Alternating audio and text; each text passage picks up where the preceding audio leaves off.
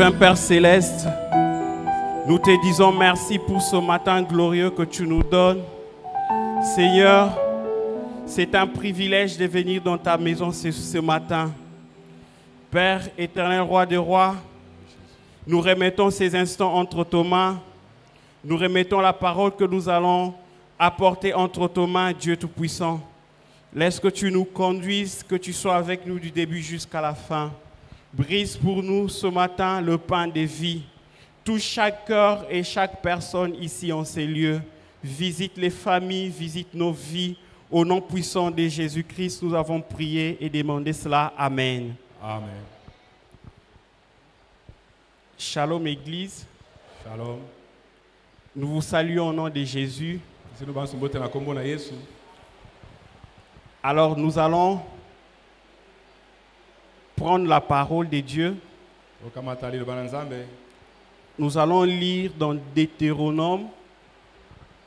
Deutéronome chapitre 26, versets 8 et 9. J'aimerais nous inviter à nous tenir debout juste un instant.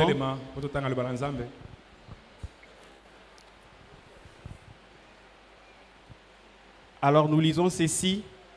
L'Éternel nous fit sortir d'Égypte à main forte et à bras étendus, avec des prodiges, des terreurs, avec des signes et des miracles. Le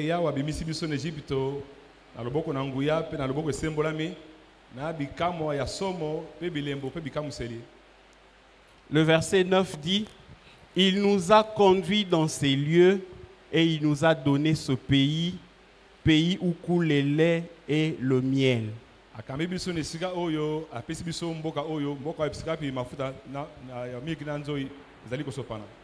Que Dieu bénisse sa parole. Amen. Nous pouvons reprendre nos places. Merci. Alors, nous allons partager une petite leçon de méditation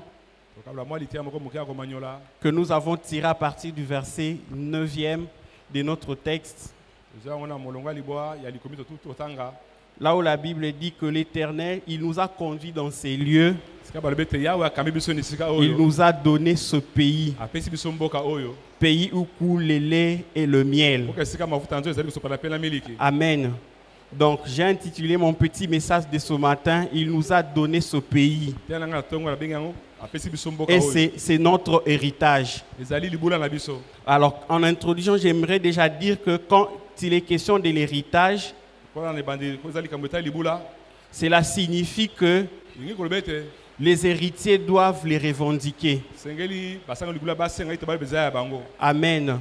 Un héritage se revendique, se réclame.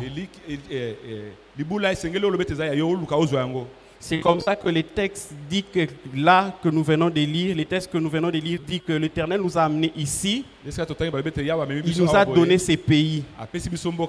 Amen. Donc c'est une affirmation qui est en même temps une revendication. Il nous a conduits ici. Nous ne sommes pas venus de nous-mêmes. C'est lui qui nous a amenés ici. Et il nous a donné ces pays. C'est un peu pour dire que ces pays nous appartiennent. Les héritiers sont appelés à avoir conscience de leur héritage et à les revendiquer pour en jouir.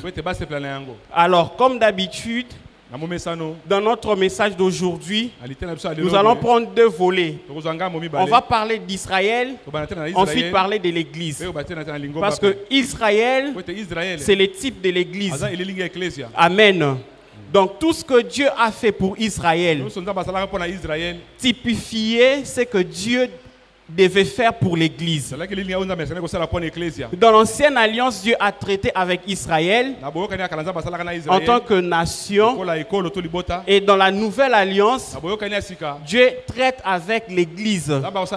L'Église corps de Christ. Dieu traite avec les individus. Dieu traite avec des croyants. Amen.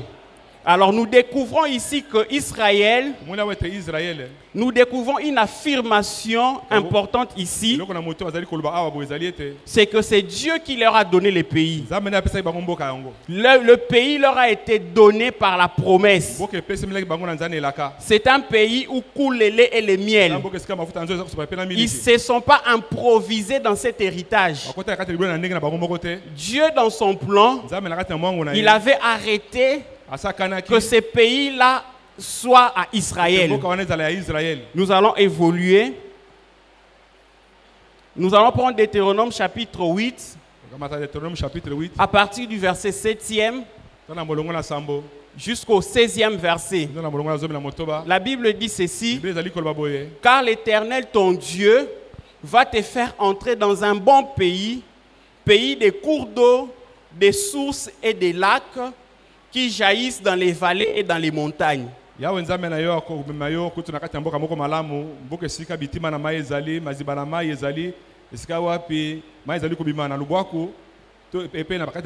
Il dit pays des froment, d'orge, des vignes, des figuiers et des grenadiers.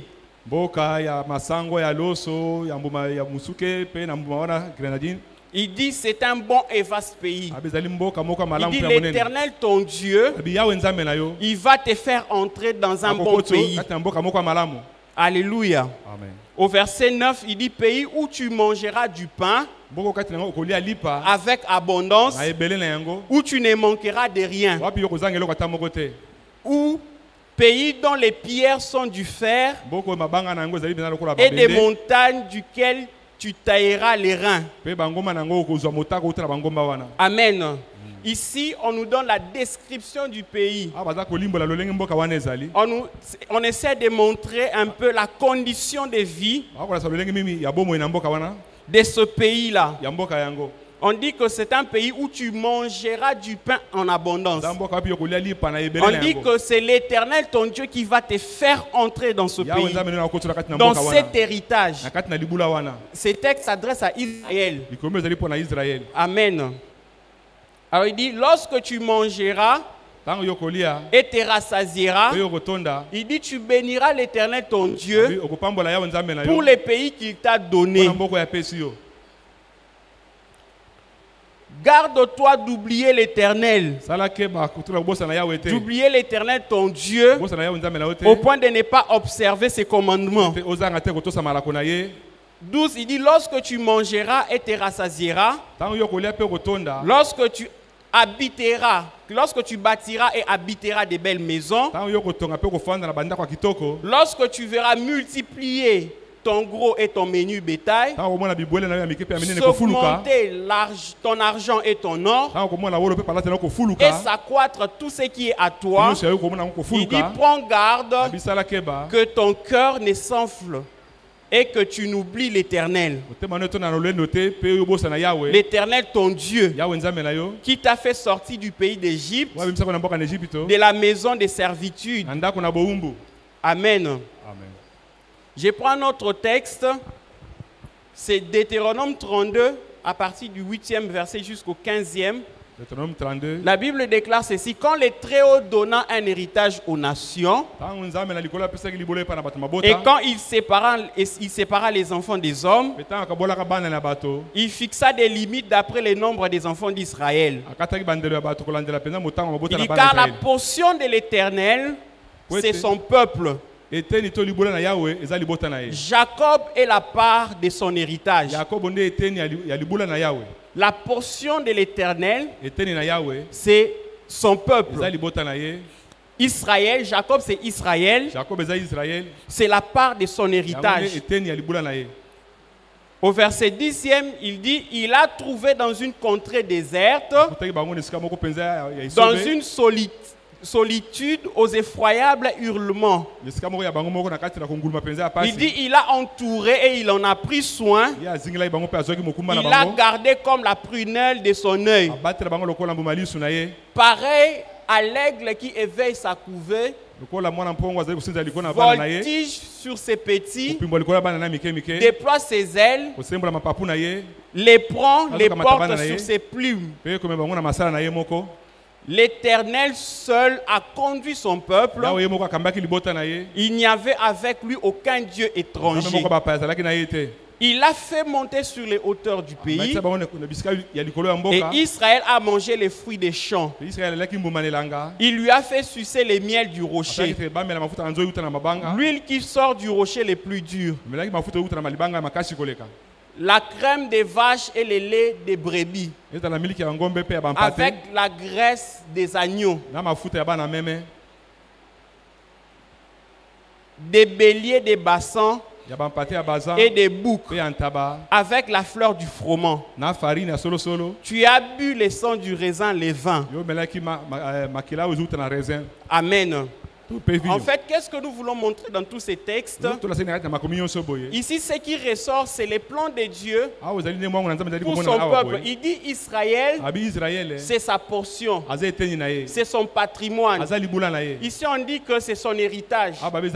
Dans d'autres textes, dans d'autres versions de la Bible, on dit c'est son patrimoine.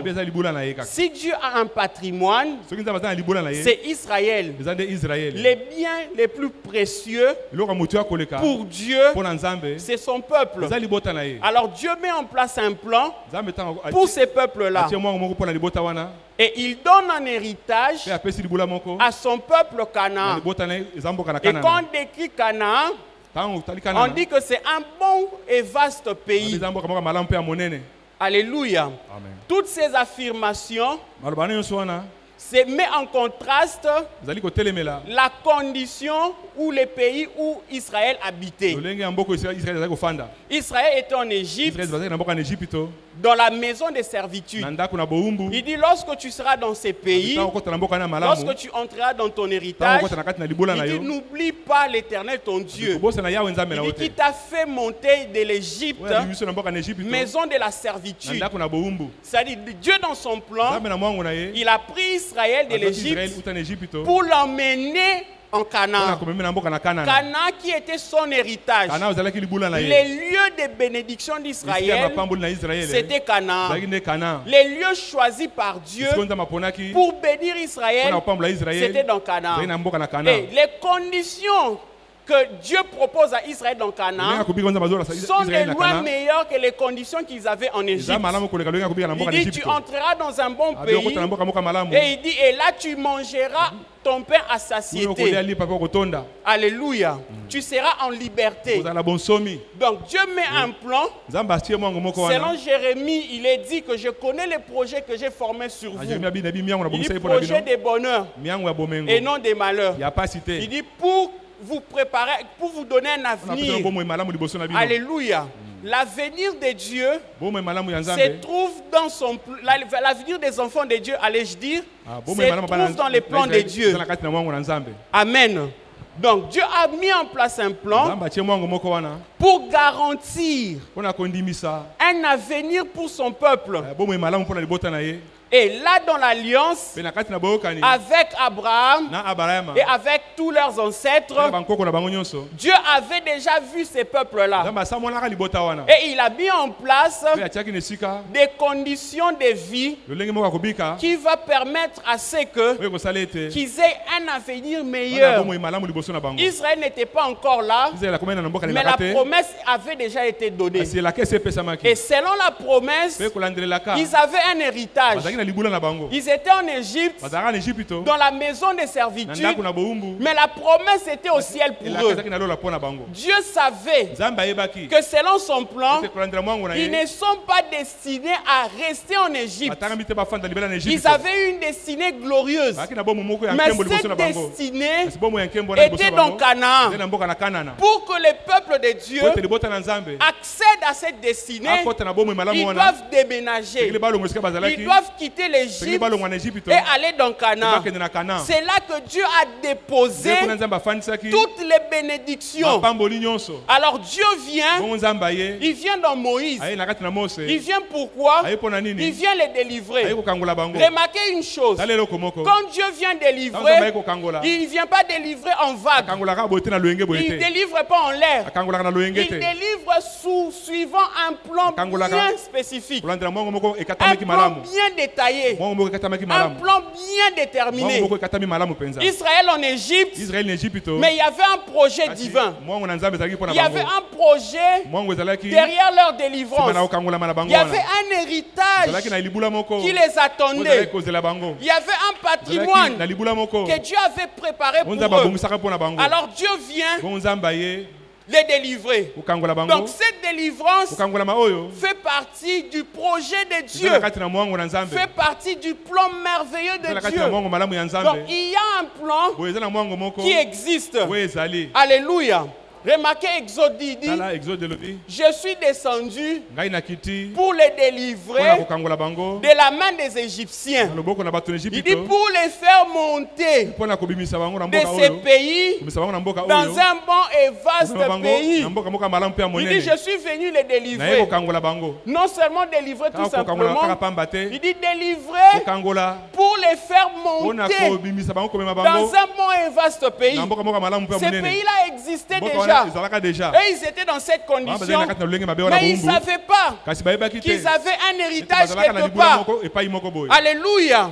Selon la promesse que Dieu avait faite à Abraham, Dieu avait donné Canaan à Abraham et à sa descendance. Il lui a dit, regarde, toute l'étendue que tu vois. Abraham, avec les yeux physiques, ne pouvait pas voir géographiquement toute l'étendue.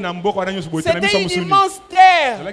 Il dit, regarde, toute cette étendue, à partir de telle limite, à telle autre. Il dit, je vais la donner à toi et à ta descendance. La promesse était déjà sortie. Eux, ils étaient en Égypte. Ils ne savaient pas. Mais la promesse existait.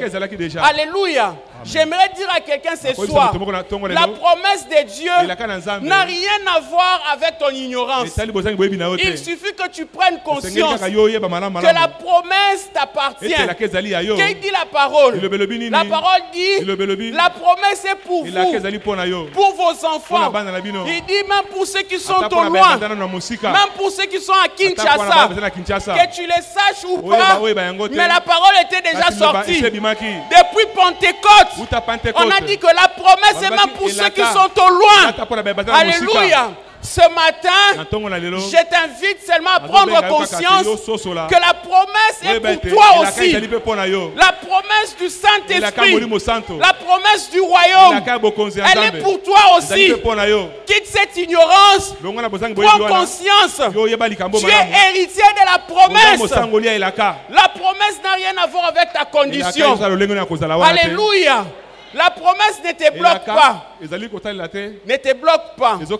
Mais c'est ton ignorance. Quand tu ne sais pas ce que Dieu a dit de ta situation, c'est ce qui te bloque. Ils étaient là, mais l'alliance existait. Dieu avait vu Israël dans l'alliance avec Abraham. Dieu avait donné la promesse dans cette alliance-là. Ils étaient là en Égypte, ils pleuraient. Et Dieu est descendu. Il dit à Moïse, les cris d'oppression de mon peuple est arrivé jusqu'à moi. Il dit, c'est pourquoi je suis descendu. Je suis venu les délivrer. J'ai remarqué que la condition qu'il vit, ce n'est pas ce qui est arrêté dans mon plan. C'est pour cela que je veux les délivrer. Ils vont sortir de l'Égypte, mais ils vont aller dans un pays différent. Il dit dans un bon pays, dans un bon et vaste pays. Alléluia. L'Égypte n'était pas bon pour eux. Les bons pays pour eux, c'était Canaan. De la même manière qu'un poisson ne peut pas vivre en dehors de l'eau, Israël n'était pas appelé à vivre ailleurs qu'en Canaan. C'est là qu'il y avait leur bénédiction. Il dit dans ce pays, vous mangerez votre pain à satiété. Est-ce que quelqu'un peut dire Amen? Alléluia. Amen. Au verset 17, il dit, j'ai dit, je vous ferai monter de l'Égypte où vous souffrez dans les pays des Cananéens, des Étiens, des Amoréens, des Phérésiens, des Éviens et des Jébusiens, dans un pays où coule le lait et le miel. Alléluia. Il dit, je vais vous faire monter dans ces pays-là. Alléluia. Regardez la promesse. Comme nous avons dit tout à l'heure. Il dit, je ferai de toi une grande nation. Et je te bénirai. Je rendrai ton nom grand. Tu seras une source de bénédiction. Ça, c'est la promesse qu'on a faite à Abraham. Et dans cette promesse, ou dans cette alliance, tu as vu la descendance d'Abraham. La descendance naturelle d'Abraham, c'est Israël. Mais Abraham a une descendance spirituelle qui est l'Église. L'église est la postérité d'Abraham. L'église est héritée selon la promesse. Alléluia. Car la postérité d'Abraham, c'est Christ. Et par Christ et par le Saint-Esprit, nous sommes devenus héritiers de Dieu. Alléluia. Il dit, je rendrai ton nom grand. Tu seras une source de bénédiction.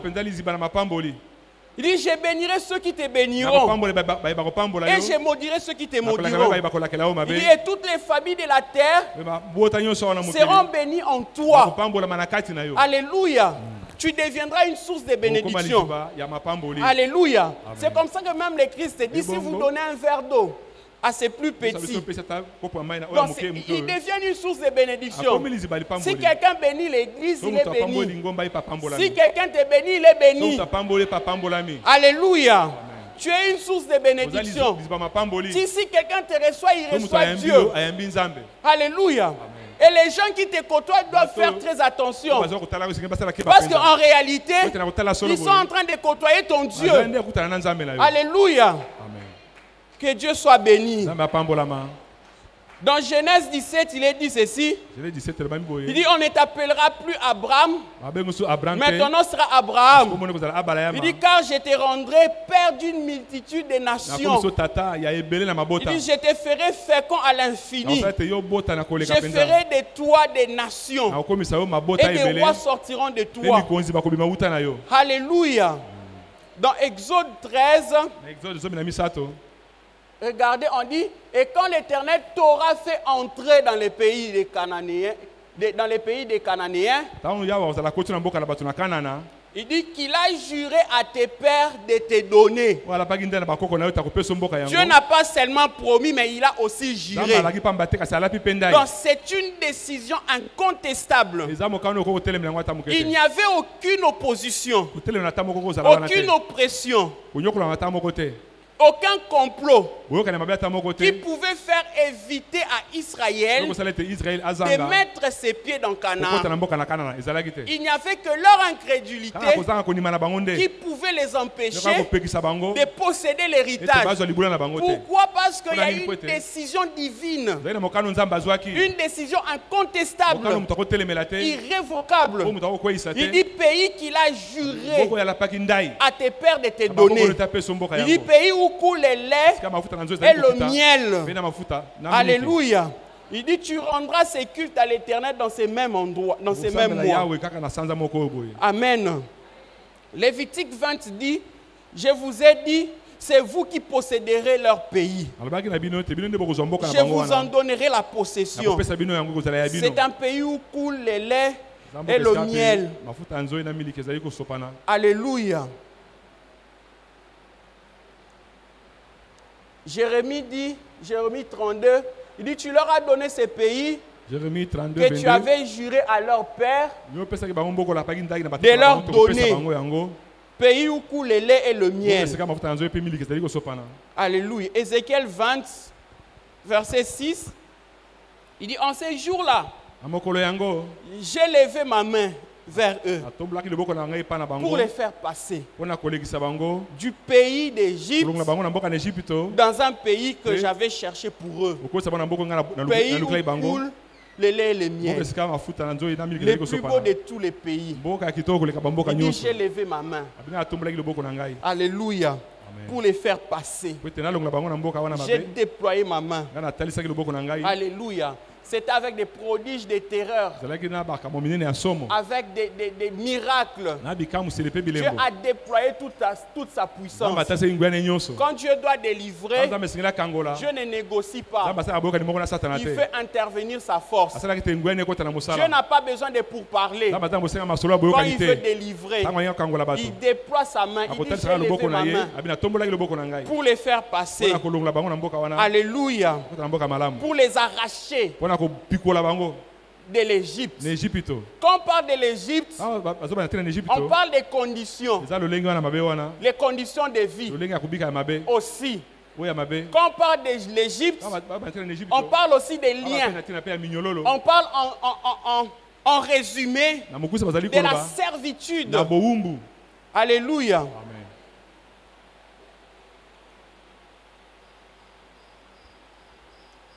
Ici, j'ai déjà décrit les conditions de vie. Je vais sauter rapidement. Il a dit quelque part là où nous avons lu, qu'il les a pris dans une contrée déserte. Il les a pris dans un chaos. Un chaos total. L'Égypte, c'est le chaos. Il les prend. Pourquoi? Il voulait améliorer les conditions de vie. C'est ça le plan de Dieu. Donc, quand vous entrez dans Canaan, les conditions que Dieu vous propose dans Canaan, sont meilleures qu'en Égypte. Alléluia. Maintenant, remarquez ceci, je vais rapidement chuter. Non, j'aimerais prendre ça quand même. Il dit, Lévitique 25, 19. Le pays donnera ses fruits. Vous mangerez à satiété. Vous habiterez en sécurité. Et le pays vous donnera son fruit. Et vous mangerez à rassasiement. Et vous l'habiterez en sécurité. Amen. Lévitique 26, 5. Il dit, à peine aurez-vous battu les bleus, que vous toucherez à la vendange, et la vendange atteindra les semailles. Vous mangerez votre pain à satiété et vous habiterez en sécurité dans votre pays.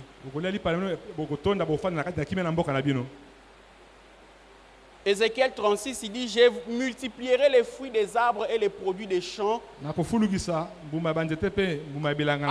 que vous n'ayez plus l'opprobre de la famine parmi les nations. Il dit, je vous multiplierai les fruits des arbres. Ce sont les conditions de vie que Dieu propose maintenant. Donc je vous sortirai de la sécheresse. Il dit, je multiplierai les fruits des arbres. Il dit, et les produits des champs. Il dit, pourquoi? Afin que vous n'ayez plus l'opprobre de la famine, l'opprobre de la faim, afin que vous ne l'ayez plus. Quand Dieu vient, il avait vu les conditions en Égypte. Il avait vu les conditions en Égypte. Mais dans les plans, c'était différent. Dans la promesse, c'était différent. Maintenant, il vient. Il dit, je vais vous sortir de là pour vous amener dans un bon pays. Un pays où il fera beau vivre. Il dit, là-bas, vous serez en sécurité. Vous habiterez les pays en sécurité. Vous sèmerez et vous récolterez. C'est attaché avec le pays. Il dit, je vais vous multiplier les fruits des arbres et les produits des champs, afin que vous n'ayez plus l'opprobre de la famine. Donc, c'est-à-dire que les conditions vont changer de manière radicale. Parce que ici, ce n'est pas l'Égypte. Ici, c'est Canaan. Ici, c'est votre patrimoine. Ici, c'est votre héritage.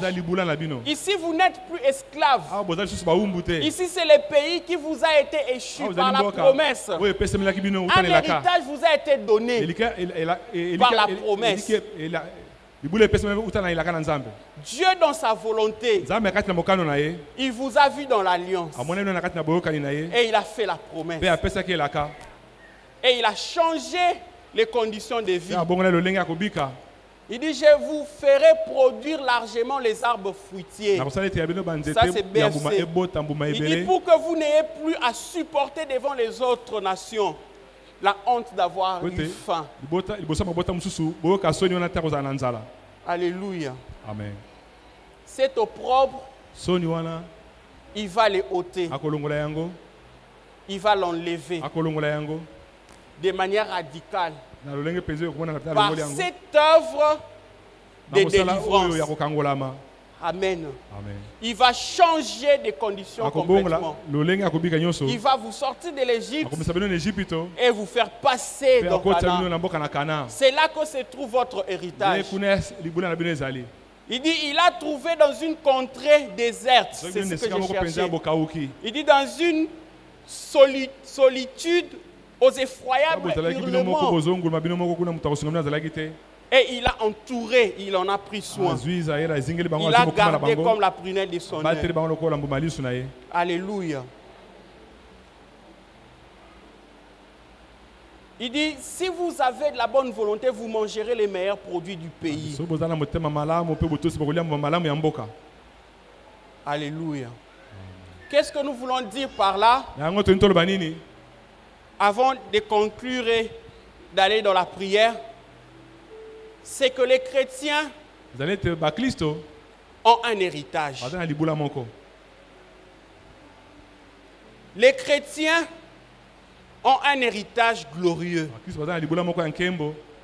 Et cet héritage se trouve en Christ Jésus. De la même manière que dans l'ancienne alliance, Dieu a prévu un héritage pour Israël, pour leur bien-être, pour leur avenir. Dieu a mis en place un héritage pour les chrétiens. La Bible déclare dans Colossiens chapitre 1, au verset 12e, il dit, rendez grâce au Père qui vous a rendu capable d'avoir part à l'héritage des saints dans la lumière. Il nous a rendu capable d'avoir part à l'héritage des saints dans la lumière. Pourquoi dans la lumière? Remarquez, il dit qui nous a délivrés de la puissance des ténèbres.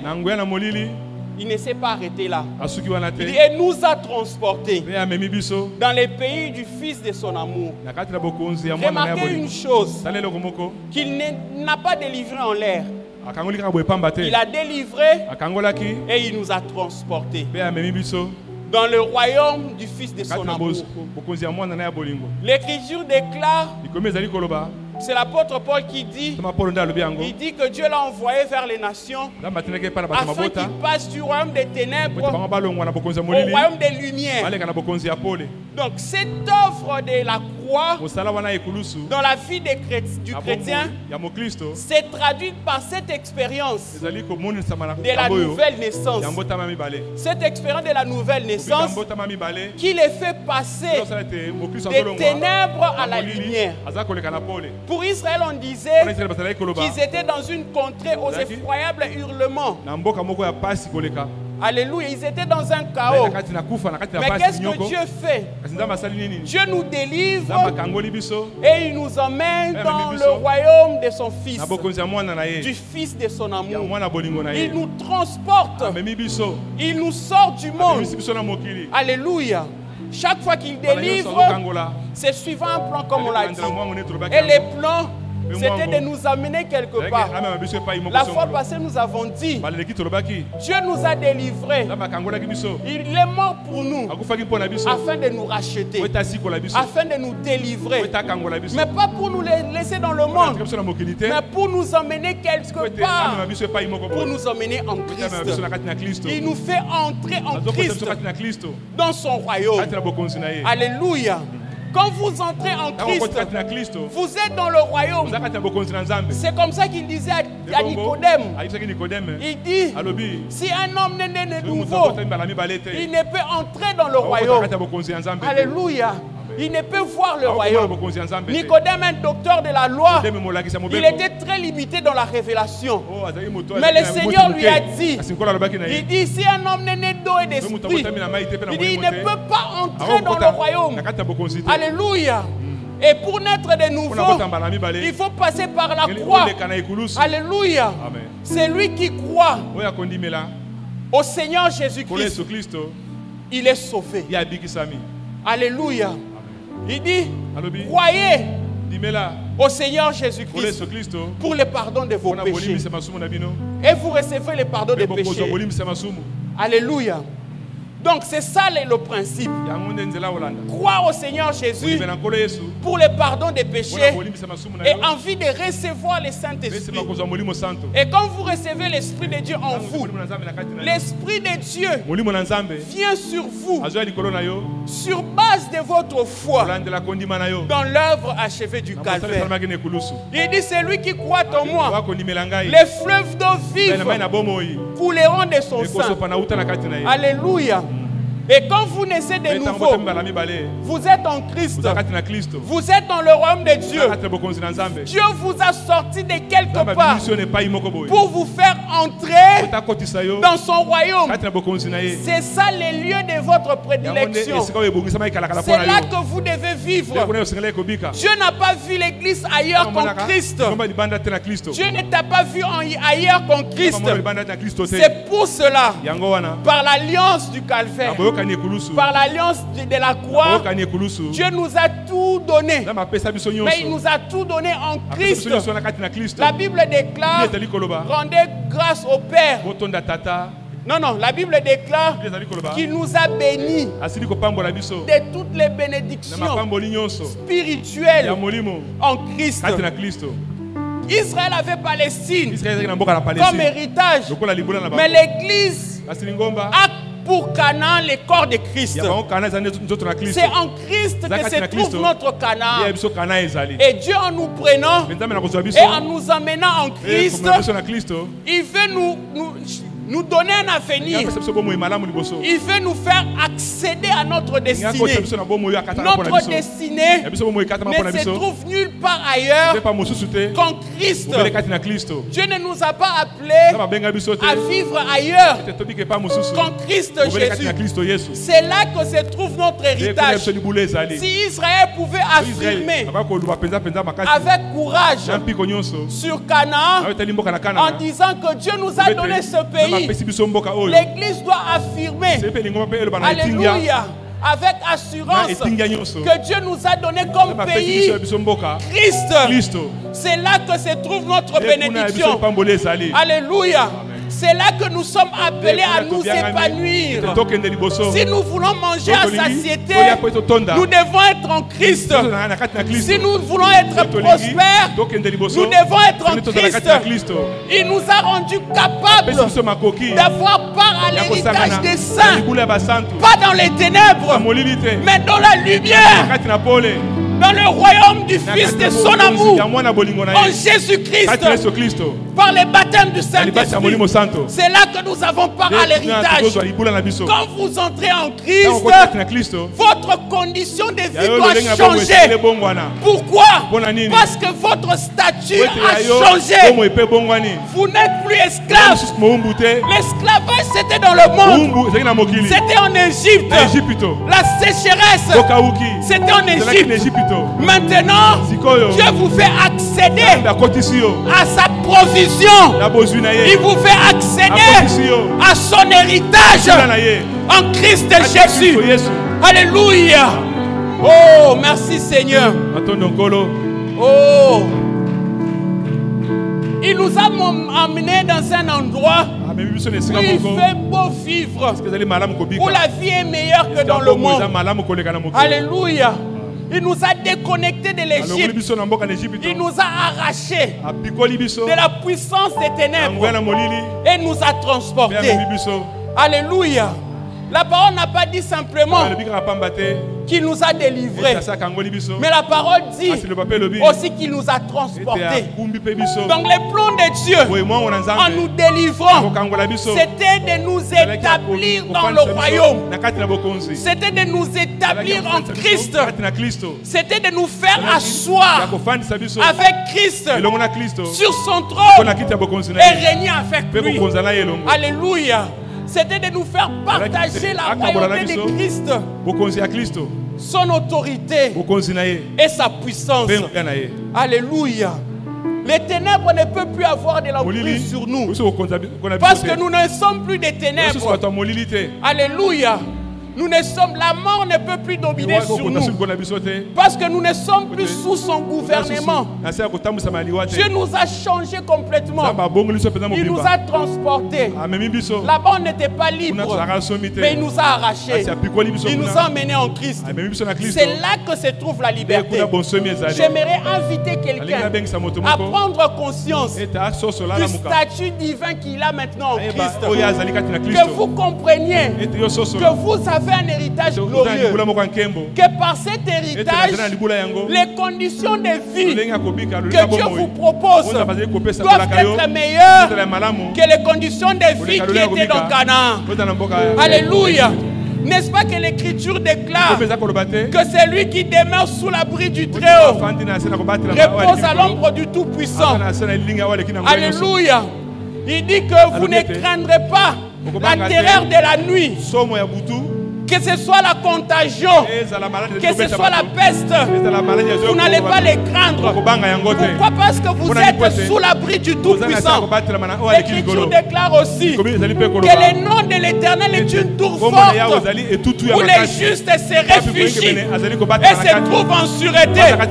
C'est lui qui est sous l'abri du Très-Haut. C'est celui qui est en Christ. Il est loin de la peste. Il est loin de la contagion. Il ne craindra pas la terreur de la nuit parce qu'il est loin de ces choses. L'emprise du monde est tombée. L'influence du monde est tombée. Il est dans le Saint-Esprit. Dieu l'a placé en Christ. C'est là qu'il y a sa destinée. C'est là qu'il y a son avenir. Alléluia. Là-bas, il n'y a pas de maladie. En Christ, il n'y a pas de maladie. Il disait tantôt à Israël, il n'y aura pas parmi vous des stériles, ni des femmes qui avortent. Il dit ni parmi vos bétails. Il n'y aura pas de stériles. C'est comme ça qu'il les a bénis dans cette alliance. C'était leur héritage. Ça les appartenait. Ils pouvaient les revendiquer à tout moment comme ils le voulaient. Parce qu'au ciel il y avait déjà une décision. Quand un tribunal prend un jugement, quand une juridiction judiciaire prend un jugement et qu'il arrête quelque chose, il dit que cette parcelle appartient à Timothée. Cette parcelle appartient par exemple à Jean. Ainsi de suite. La seule chose qui reste pour celui à l'avantage de qui on a prononcé les jugements, c'est de récupérer la décision, de commencer les démarches, de revendiquer ce qui lui a été donné. Alléluia. Ici, l'Église doit comprendre qu'il y a un héritage glorieux et que dans cet héritage, Dieu n'a pas prévu la disette. Dans cet héritage, Dieu n'a pas prévu la précarité. Dieu, quand il te regarde dans cet héritage, il ne voit pas tes enfants de Koulouna. Dieu, quand il te regarde dans cet héritage, il ne te voit pas vivre dans l'impureté. Il ne te voit pas impudique. Il t'a partagé ta sainteté. C'est ce qu'il t'a donné dans l'héritage. Il t'a donné sa liberté. Il t'a donné le salut. Il t'a délivré complètement. Il ne voit pas les conditions de ce monde dans cet héritage. Alléluia. C'est lui qui est dans ce qui a cet héritage. Vit selon la provision de Dieu. Alléluia. Il n'a rien à voir avec la conjoncture économique de ce pays. Ni la conjoncture économique du monde. Lui, il dépend du ciel. Regardez Abraham. Quand il monte sur la montagne pour adorer, il arrive. On lui pose la question. Il dit, on a vu, il y a les feux. Ainsi de suite. Il y a les sacrifices. Mais, non, il y a les feux. Mais où est le sacrifice? Il a dit, Dieu s'arrangera. Il dit, Dieu pourvoira. Pouvoir signifie arranger. Dieu s'arrangera. Pourquoi? Parce que sa vie ne dépend pas de la conjoncture de la terre. Sur la terre, il peut y avoir des crises économiques. Mais lui, sa vie ne dépend pas de l'économie terrestre. Alléluia. Sur la terre, il peut y avoir un problème de chômage généralisé dans le pays. Il n'y a pas d'emploi. Oh, que l'État crée des emplois, ainsi de suite. Ça, c'est sur la terre. Et ceux qui vivent sur la terre attendent ça. Mais ceux qui vivent de la provision du ciel, Dieu n'a pas besoin des conditions de la terre pour changer ta vie. Il change ta vie sur base de la position qu'il t'a donnée en Christ. Alléluia. Et Abraham, connaissant sa position, il a dit, Dieu s'arrangera. Alléluia. Dieu pourvoira. Et quand il est arrivé sur la montagne, Dieu a pourvu effectivement. Alléluia. Parce qu'il ne faisait pas partie de la conjoncture du pays. J'aimerais dire à quelqu'un ce soir, ce matin, tu n'es pas appelé à vivre selon les conjonctures de la terre.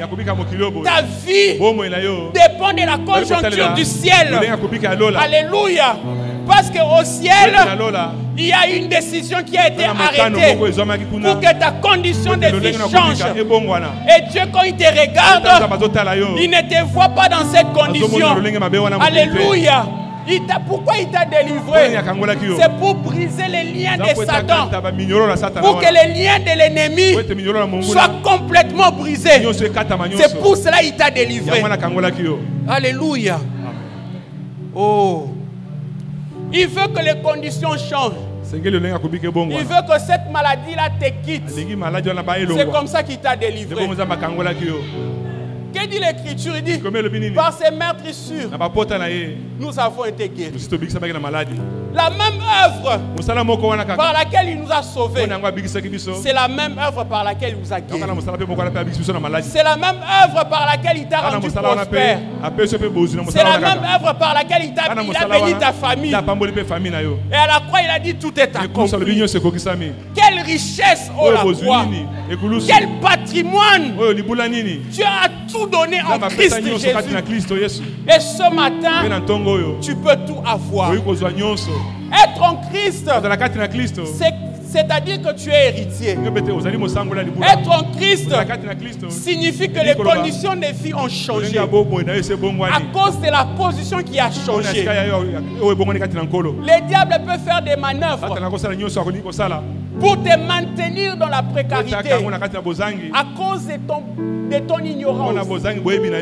Mais ce matin, prends conscience et comprends une chose, que l'Éternel t'a donné ce pays. Cela t'appartient. La guérison divine, c'est ton lot. Il te l'a donné. Le salut, c'est ta part. Il te l'a donné. Il dit, car vous êtes tous fils de Dieu par la foi en Jésus-Christ. Il dit, vous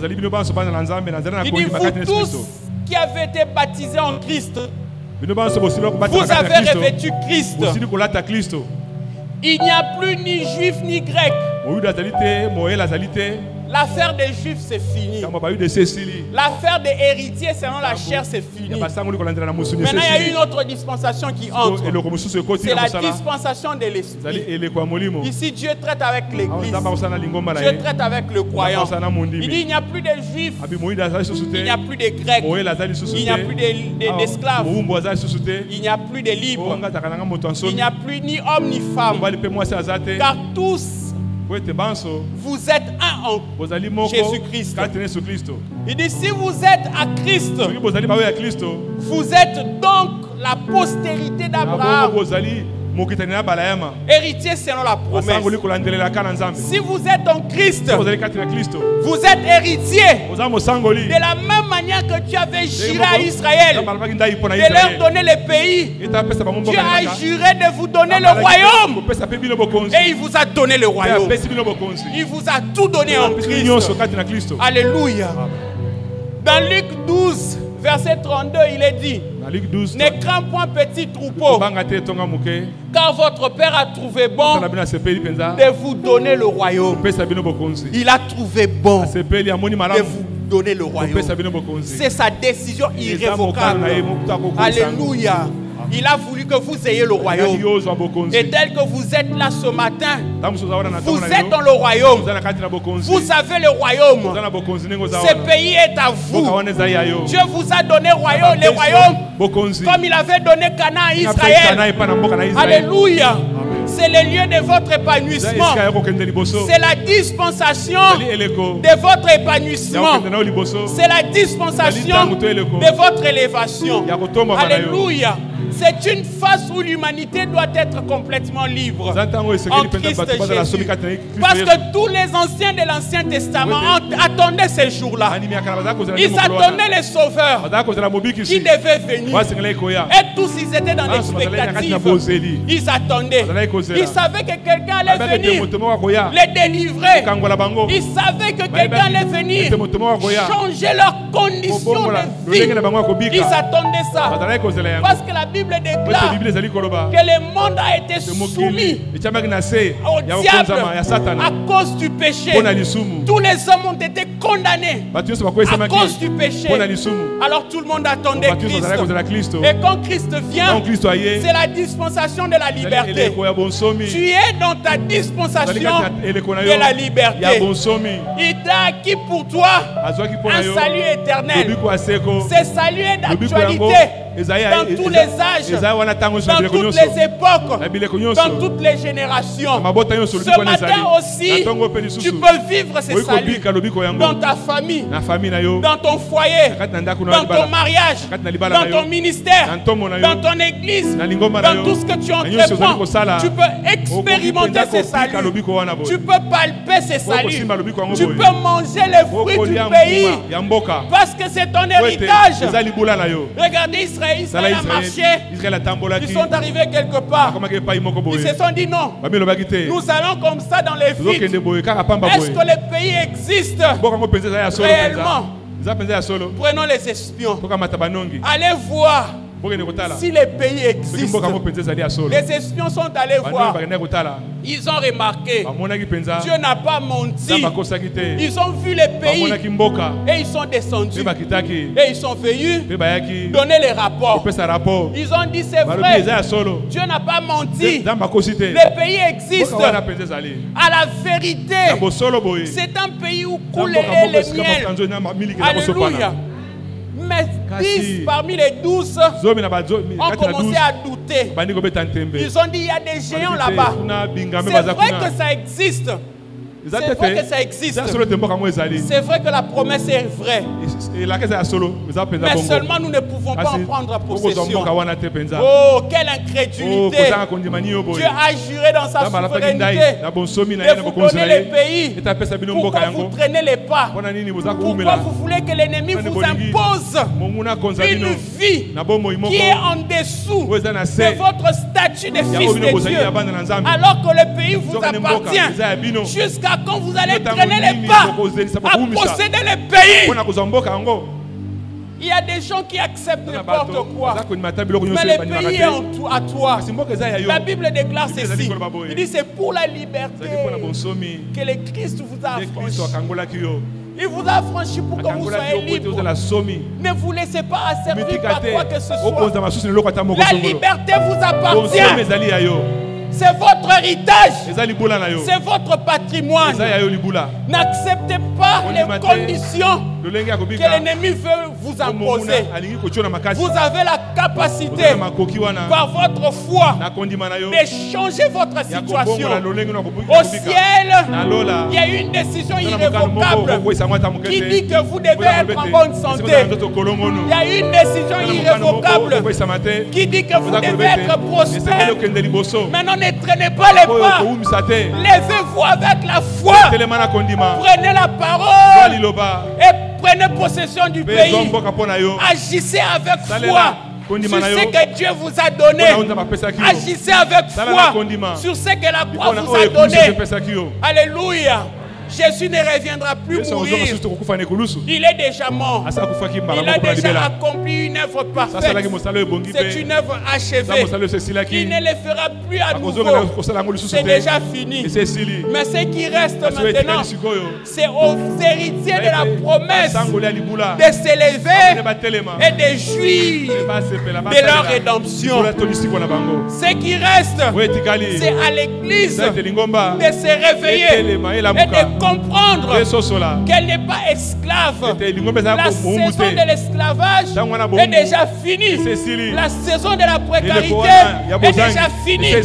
J'aimerais dire à quelqu'un ce matin qui n'a jamais reçu Christ dans sa vie, j'aimerais lui dire ceci: la saison de la servitude est finie. Accepte Jésus dans ta vie et tu verras ta vie transformée.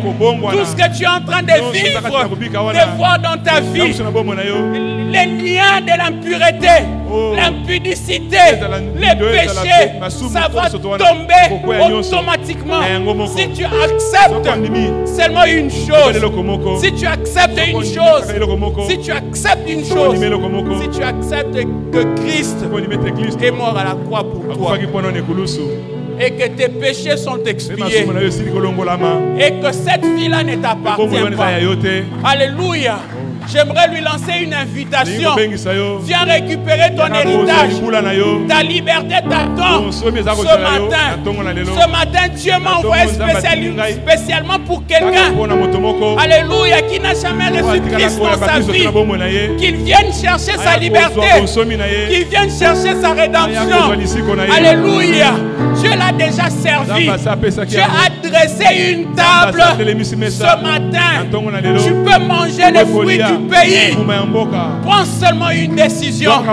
Ouvre simplement ton cœur et tu verras ce qui arrivera. Alléluia. S'il y a une famille qui vit dans des situations difficiles, sache une chose: Dieu a déjà tout changé. Dieu a tout accompli. Il t'appartient de t'élever et d'agir sur base de ta rédemption et d'agir sur base de ta position. Il dit: les cris de mon peuple est arrivé vers moi. Je suis descendu pour les délivrer. Alléluia. Et il est venu ce matin pour que la précarité cesse, pour que la disette cesse, au nom puissant de Jésus. Cette précarité est finie ce matin. Cette précarité est finie ce matin. Cette disette est finie ce matin. Alléluia. Est-ce que quelqu'un peut s'élever? On va prier. On a fini ce matin. Merci Jésus. Oh, merci. Est-ce qu'on peut acclamer royalement Jésus?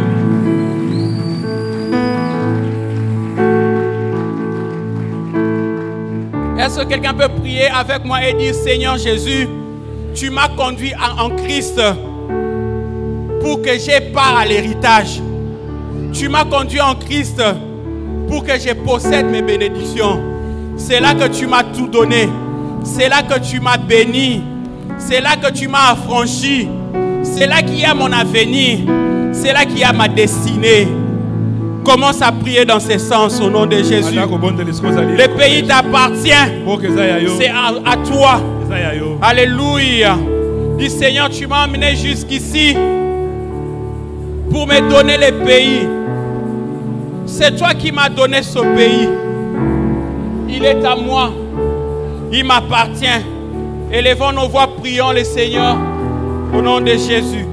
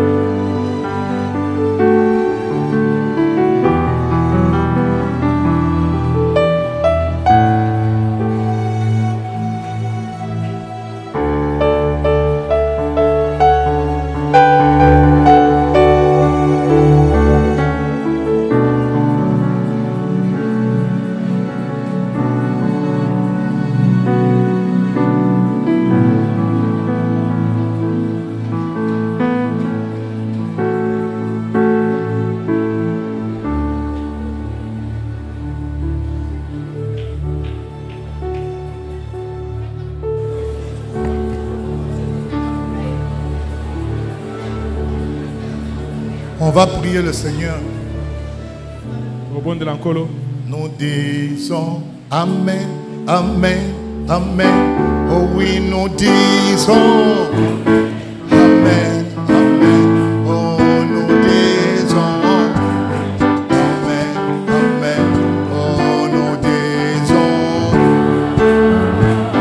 Amen. Oh, nous disons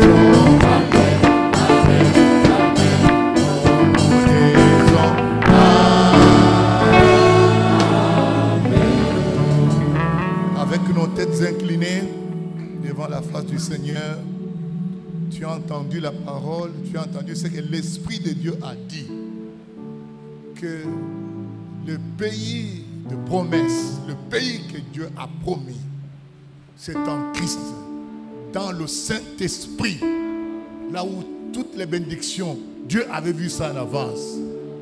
Et si seulement tu es là-dedans ce matin, qu'est-ce qui doit arriver dans ta vie? Vous voyez? C'est ça que tu dois penser ce matin. Élève la main que je prie pour toi. Dieu Tout-Puissant, donateur de tout don excellent. Tu as vu toi-même le besoin et tu as apporté l'évangile, la parole. Je prie que si quelqu'un était ici et il cherchait le baptême du Saint-Esprit, Seigneur, entre en jeu. Donne-lui le Saint-Esprit. Accorde-lui ta grâce. Que l'Esprit du Seigneur le visite. Que tout ce qui le tourmentait le quitte. Qu'il voie les nuages s'en aller. Établis le Seigneur pour la gloire de ton Saint-Nom. Dans les noms précieux de Jésus-Christ, nous avons prié ainsi. Amen. Amen. Gloire à Dieu. Vous asseoir. Alléluia.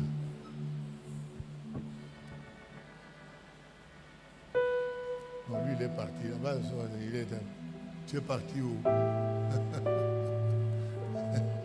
Il est parti. Alors que entame un chant, on va chanter. Et puis je vais parler de quelque chose.